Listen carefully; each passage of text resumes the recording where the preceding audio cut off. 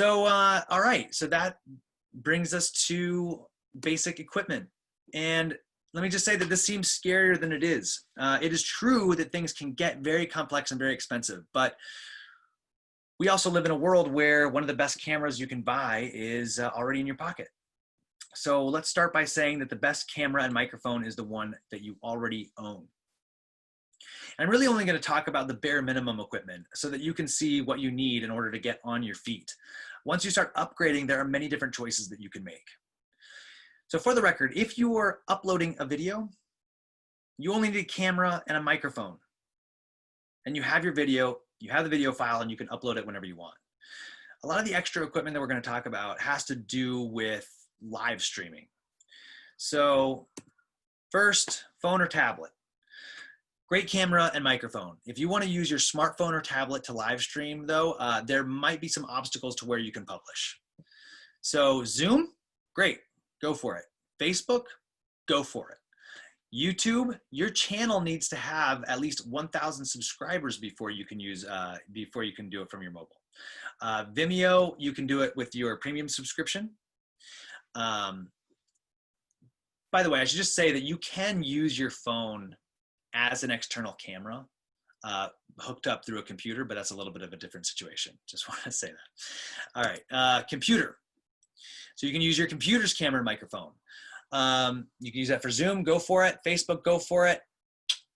Outside of that, everywhere else, I mean, I think even maybe with YouTube, you need to at least use broadcasting software.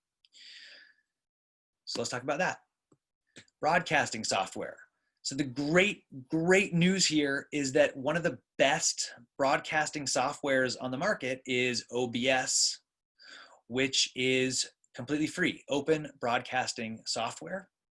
And it's not only is it free, but it's almost always listed as one of the best choices on the market, even compared with software that you have to buy.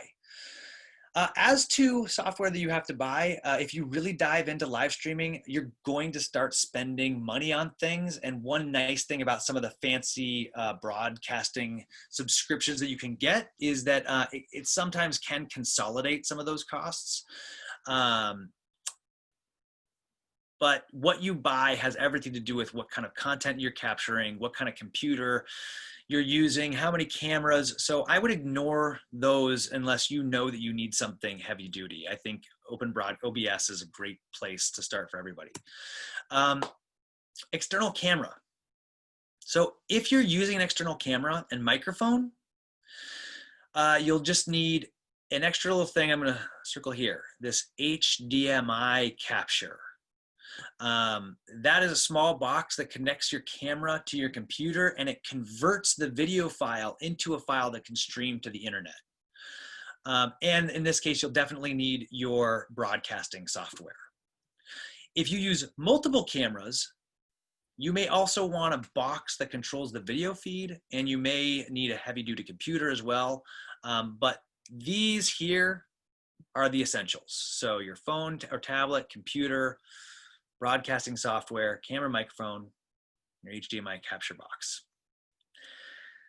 And this might seem overwhelming just to learn it, to get the things, but I want to just say I'd like you to consider the fact, something that I'm thinking about, that this industry's offstage technical talent has also been displaced due to the virus, and they are also looking for ways to get back into the game and would probably be excited to get involved in terms of helping out with figuring this stuff out. And if any of you represent venues, this could be a great opportunity to invest in a setup and to encourage performers to come to your venue to use the setup without having to make the investment themselves. So that's basically it. I do want to say something about content rights and unions.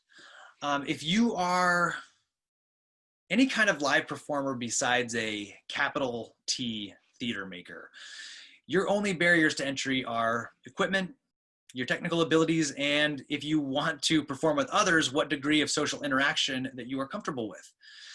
If you are making theater, you do have a more difficult path ahead because of the obstacles that content rights holders and unions are presenting.